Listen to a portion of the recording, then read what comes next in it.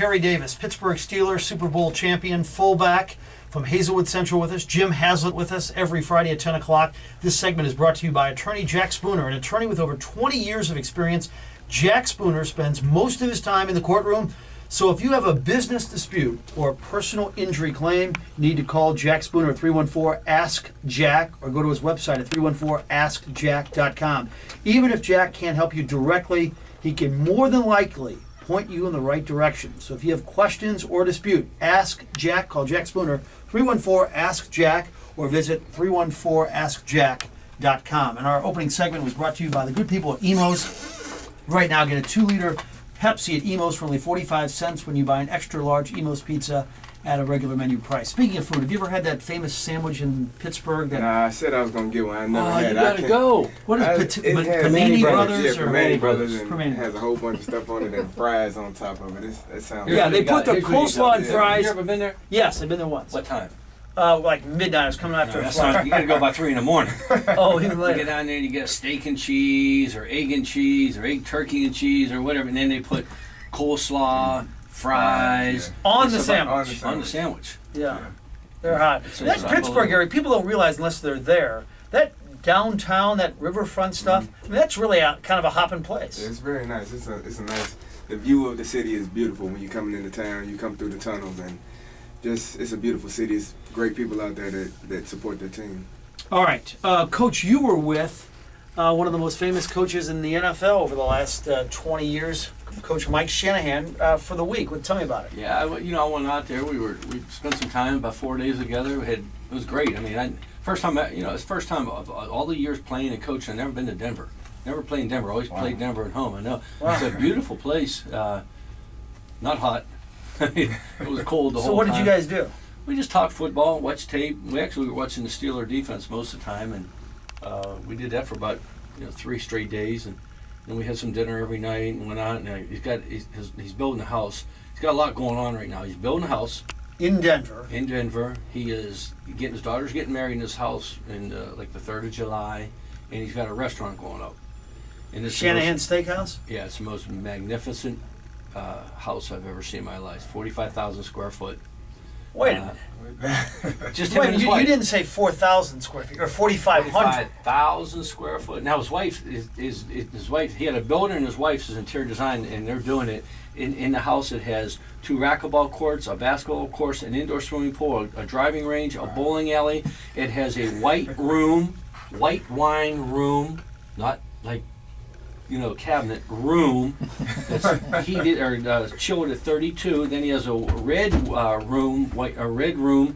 room that has a table, and he has a smoking cigar room with a built-in humidor. Looks like a refrigerator with air vents. He has 18 bedrooms. It's the most magnificent house I've ever seen. But Got waterfalls. 45,000 square feet. His wife's built it. I mean, his wife did. I stay in the guest house, and I could live in the guest house. Beautiful. The guest house is big as my house in St. Louis. Oh my gosh. Beautiful home. His wife did it. She did a spectacular job with it. It's unbelievable. This has got to be a first wife, right? Oh yeah. Because if it's a second wife, you're not building that. It would have been 23,000. Yeah. It's unbelievable. It's the nicest place I've ever seen. So I know there's a lot to be done between now and the following NFL season, but you think you'll be with Mike Shanahan, or you think you'll be with John? I don't know.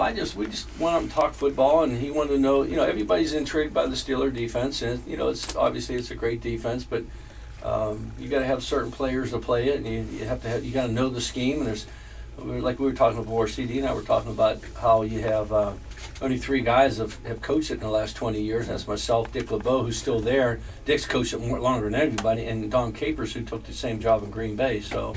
It's a fun defense. You got guys coming from everywhere. You can disguise. You can do a lot of different things. And the thing that the offenses don't like, they don't know who the heck's rushing. And in their case, Really? they got Lamar Willie on one side, and if you watch the game, Lamar's got like 9 sacks, and half the time nobody blocks him or he runs a back over. So. You find out protections, and same thing with Harrison. He's a good player, but he got a lot of free sacks, and guys coming up the middle, safeties coming, they kind of come in. And then on 3rd down, Troy goes and plays dime, and then safety's in, and they got corners. So they just don't know who's who. So it's a heck of a defense. How big is Harrison? What do you think, honestly? How many pounds? He's about 260, 270.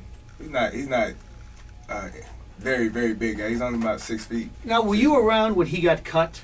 No, I was there. I think I got there a couple of years after that. I mean, you amazed that they cut him 3 times, or how does that happen? Would they cut him twice? Yeah, I think so. It's just sometimes the coaches don't see what eventually comes out. I mean, it's a tough situation. I've been in the same situation where I got cut by Tampa twice, and you know it's frustrating to be cut because you feel that you're capable of playing, and you just want somebody to give you the opportunity to show. Who's the best player you cut? I guess Bolger. Mark Bolger. Yeah. You cut Bolger? Yeah, well, here's why. Yeah, then he went to the Pro Bowl. Explain this. Yeah, Who was quarterback? And you well, were there in Brooks. When I got there, when I took the job over, they kept saying, you got no quarterbacks, you got to go get some quarterbacks. So what we did, we signed Jeff Blake. He was with Cincinnati. Who did have some good seasons. He was a good player. And then we traded for a guy named Aaron Brooks, you know, from Green Bay, which I didn't know anything about. And then we drafted Mark in the 6th round, but we had a guy on the team, Jake Delhomme, that I didn't know anything about. So all of a sudden you go, gee, these quarterbacks aren't bad. But you know Blake's going to be the starter, and you don't know much about the next 3.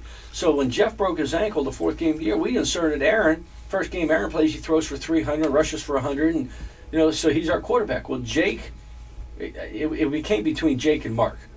And it was like half the staff wanted Jake, half the staff wanted Mark. I liked Jake because all his leadership skills and everything he had. A little bit more mobile. And he was from that area, so I said, let's keep Jake, and then we'll put Mark in the practice squad. Well, our first game we lose 6 players. I need some bodies, so we got to cut Mark.